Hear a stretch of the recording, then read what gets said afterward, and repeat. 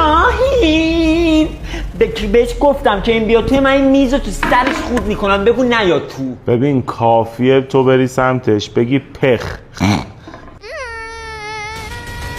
بچه من احساس میکنم یک نفر اومده میکروفون گذاشته بالای یاسیخ من. یاسیخ یعنی چی؟ یاسیخ یعنی دوشک بالای بالش پتوم، که مثلا بیاد منو خراب بکنه.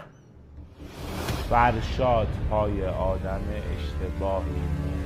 به من اشتباه نگو، به من اشتباه نگو. همه اینایی که دارن به من میگن آدم اشتباه همینا بودن که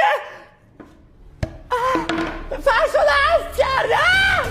آخه تو میدونی من الان چه داره اذیت میکنه؟ میدونم. نمیدونم. باید از هم دیگه فاصله بگیریم. جون مادره.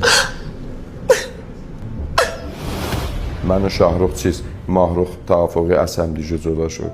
Ayrılık yaman ayrılık.